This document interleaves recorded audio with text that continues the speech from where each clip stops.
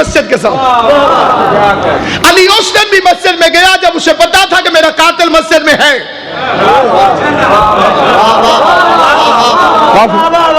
اس دن بھی میرا مولا مسجد میں گیا جب علی کو معلوم تھا کہ میرا قاتل مسجد میں ہے. علی سے کہیے کہ مسجد چھوڑ دیں، وہاں تو آپ کا دشمن بیٹھا ہوا، لیکن مسجد پیاری ہے علی کو. اس نے مرحب کو قتل کر کے کامیابی کا اعلان نہیں کیا، عمر کو قتل کر کے نہیں کہا کہ میں کامیاب ہو گیا. سجدے میں ضرب لگی، فما فزت برب الکعبہ، رب کعبہ کی قسم میں شہید ہو گیا. اس شہر کو بھی شہادتوں کا اعزاز ہے، قبلہ قائد صاحب اور میرے شہر کو بھی شہادتوں کا اعزاز ہے. ہماری تاریخ شہادتوں سے مزین ہے، ہماری تاریخ زندانوں سے مزین ہے.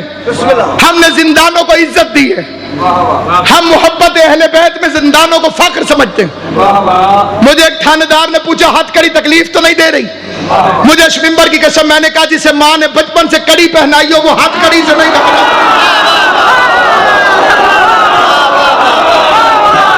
جس مذہب میں منت کے طور پہ کڑیاں ہوں وہ ہاتھ کڑیوں سے نہیں ڈرتے. زندان سزا نہیں جزا ہے محبت زہرا کی،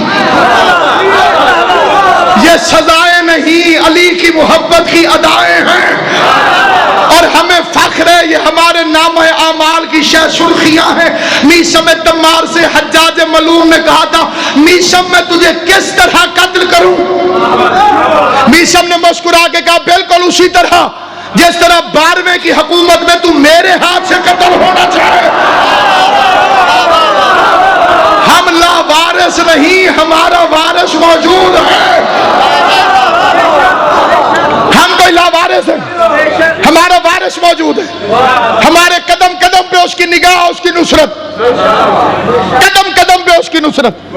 اور اسی لیے یہ عرض کرتا ہوں کہ کبھی علی کی ولایت کے معاملے میں دوگلی پالیسی اختیار نہ کرنا، کبھی عظمت زہرا میں مشکوک نہ ہونا، کبھی عظمت سادات سے 1 انچ پیچھے نہ ہٹنا.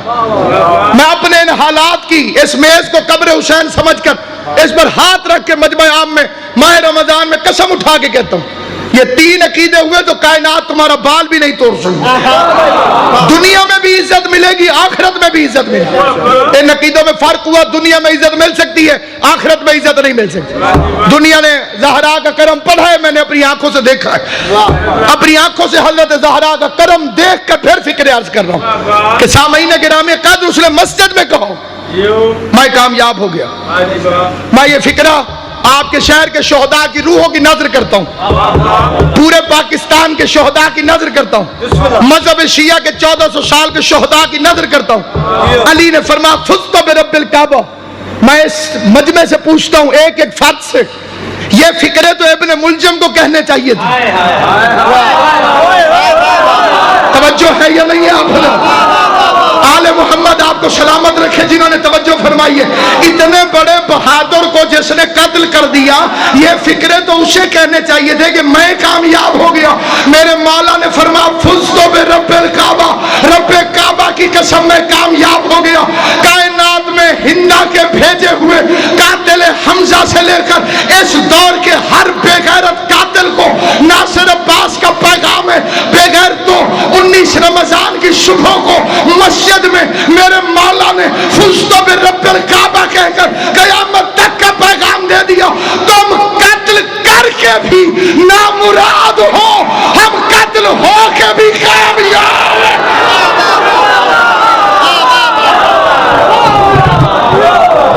تم قتل کرتے رہو، یہ دنیا ختم ہو جانے والی، اصلی زندگی آخرت کی زندگی ہے.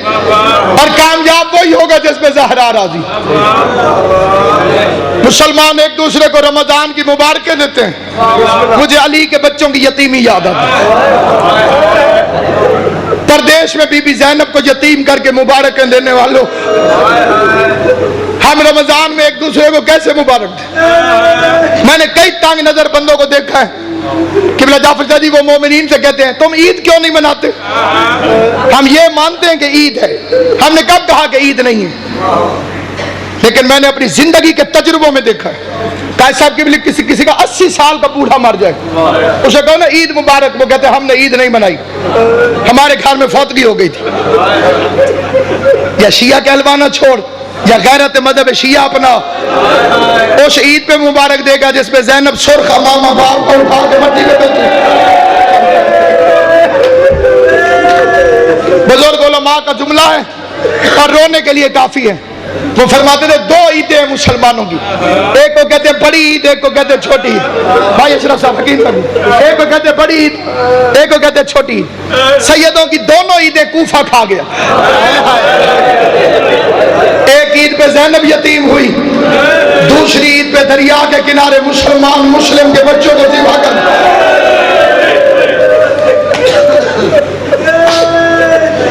عورتیں کٹھی ہو کر آئی تھی۔ یہ رونے کی راتیں ہیں۔ رمضان اسی کے قبول ہے جو علی کا عزادار بنے ان 3 دنوں 3 دن۔ لیلۃ القدر اسی قبول ہے جو علی کے لیے روتا رہے۔ یہ پردیش میں بی بی زینب کی پہلی شام غریبہ ہے جو آنے والی، روزہ دار امام کی نماز میں شہادت۔ یہ پہلی دہشت گردی نہیں، اس سے پہلے تم نے زہرا کا گھر جلایا تھا۔ مسجدوں میں جتنے بھی دہشت گرد ہیں اس کی ابتدا ہے مسجد سے علی کے قتل کے ساتھ۔ ہم مسلمانوں سے احتجاجاً پوچھتے ہیں کہ خدا کے لیے مجھے بتاؤ کیا قصور تھا علی کی بیٹیوں کا؟ عورتیں کٹھی ہو کے آئیں ماہ رمضان میں، یا علی ہم نے سنا آپ نے رمضان کی بڑے فضائل بیان کی ہیں، آپ نے فرمایا ہر چیز کی کوئی نہ کوئی بہار ہے، قرآن کی تلاوت کی بہار ماہ رمضان ہے۔ علی نے فرمایا سچ ہے۔ مولا ہم نے یہ بھی سنا آپ نے فرمایا کہ آسمان والوں کے لیے زمین پر وہ گھر ستاروں کی طرح چمکتے ہیں جن میں قرآن کی تلاوت۔ علی فرماتے سچ ہے۔ عورتوں نے ایک ایسا سوال کیا جتنے سید بیٹھے باؤ نصر شاہ جی، ایک ایک سید سے ہاتھ جوڑ کے معافی مانگ کے پھر میں فکرہ پڑھتا ہوں۔ عورتیں کہتی ہیں مولا ہماری عورتیں کس طرح سے جائیں مسجد میں؟ مرد پڑھاتے ہیں آپ کے پاس قرآن، ہم عورتیں مسجد میں آ نہیں سکتی۔ ہم نے سنا ہے آپ کی بیٹی کا لہجہ بالکل آپ کی طرح ہے۔ کائنات میں 2 شخصیتیں ہیں جو علی کی طرح بولتی ہیں، عرش پہ اللہ، فرش پہ زینب۔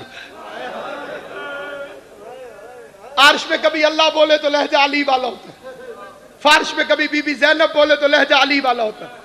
بلکہ میں اپنی بیوی کی شجاعت کے لیے ایک فکرہ کہنا چاہتا ہوں۔ پانی پی کے، کھانا کھا کے، کھلے ہاتھوں سے جو علی کی آواز تھی، پیاسے ہونٹوں سے، بھوکے بدن کے ساتھ، بندے ہوئے ہاتھوں سے، وہ بی بی زینب کا لہجہ تھا۔ مرد ہو کے علی کی طرح گرجنا اور بات ہے، مستور ہو کے دشمن کے دربار میں علی کی طرح بولنا اور بات ہے۔ ساری کائنات قربان تیرے مصائب پر بی بی زینب عالیہ، ساری کائنات نثار علی کی بیٹی تیری عظمت پر۔ عزاداران امام مظلوم عورتیں کہتی ہیں مولا اگر اجازت ہو، ہم نے سنا ہے تیری بیٹی ہو بہو تیری طرح قرآن پڑھاتی، ہم بی بی زینب کے پاس قرآن پڑھ دیا کریں۔ علی فرماتے وعدہ کرو بھیڑ بنا کے نہیں جاؤ گی۔ میری بچی بھیڑ سے گھبراتی، تھوڑی تھوڑی عورتیں ٹولے بنا کے جاتی، قرآن پڑھتی، علی کی بیٹی پڑھاتی۔ 40 ہجری کا رمضان طلوع ہوا، عورتیں قرآن پڑھتے جاتی، واپس آتی ماتم کرتے ہوئے۔ بی بی کے پاس قرآن پڑھتی، باہر نکلتی دھاڑے مارتی روتے ہوئے۔ بندے حیران، کوفے والے حیران، ہر کوئی اپنی بیٹیوں سے پوچھتا جاتی تو علی کی بیٹی کے پاس قرآن پڑھنے اور روتے کیوں آتی؟ ایک دن علی نے پوچھا میری بیٹی قرآن پڑھاتی ہے تمہیں رلاتی ہے؟ ہاتھ جوڑ کے کہتے مولا جب سے یہ رمضان شروع ہوا ہے تیری بیٹی کے درس کے رنگ عجیب ہو گئے، پہلے قرآن پڑھاتی ہے پھر دیکھتی ہے کوفے کی عورتیں سر اٹھاؤ، کوفے کی عورتیں سر اٹھاتی ہیں، سیدوں سے معافی مانگی تھی، فکرہ ذمہ داری سے پڑھتا ہوں، پھر تیری بیٹی سر سے چادر ہٹا دیتی ہے، اپنے بال کھول کے کہتی ہے کوفے کی عورتوں زینب کو اس رنگ میں بھی پہچان لو، کہیں ایسا نہ ہو کل بغیر برقعے کے زینب تمہاری مہمان بنے، تم تو بی بی ہم نے تو تجھے برقعے میں دیکھا تھا، اور مولا تیرا ماتم قبول کرے، علی کی بیٹی کی قید میں رونے والے حسین کی ماں تمہیں کوئی غم نہ دے، بی بی ہم نے تو تجھے بغیر برقعے کے کبھی دیکھا۔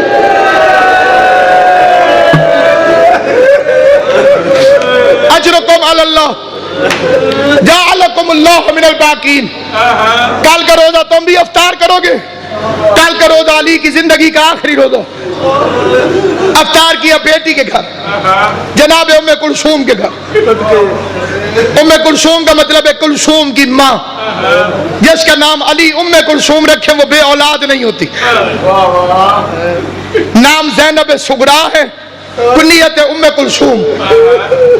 दो चीजें सामने रखी बीबी ने, दूध और नमक। अली फरमाते हैं एक उठा ले। तेरे बाप ने एक वक्त में अपनी जबान को दो ग़िज़ाओं के जायके से आशना नहीं किया। हम शायद नमक को ग़िज़ा भी नहीं समझते। बेटी ने बाप की इबादत की वजह से कमजोरी को देखो, नमक उठाना चाहा। अजीब फिक्र कहा मेरे मौला ने, फरमाया नमक रहने दे, दूध उठा के संभाल के रख ले, हो सकता है सुबह मेरे किसी मेहमान के लिए शरबत बनाना पड़े।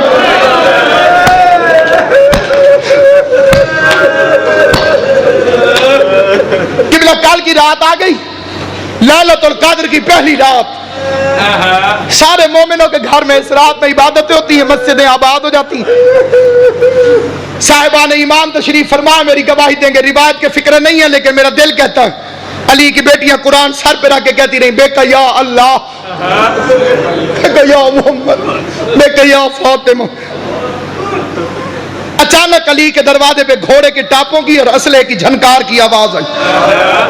पूरी जिम्मेदारी से रिवायत पढ़ रहा। जिस सुबह अली को मस्जिद में ज़र्ब लगी, उस रात की बात कर। घोड़ों की टापों की आवाज, असले की झनकार की आवाज। मुसल्ला छोड़ा अब्बास ने, दरवाजे के करीब था। अली ने आवाज दी, रुक जा अब्बास। 3 साल पहले लाहौर में मैंने ये फिक्रा पढ़ा था। एक मोमिन ने उठ के यहाँ फिक्रा कहा, वो ना पढ़ूं तो मेरा मसाइब मुकम्मल नहीं। मुंह पे मातम करके उसने कहा, नासिर साहब अली भी गाजी को रोकता रहो।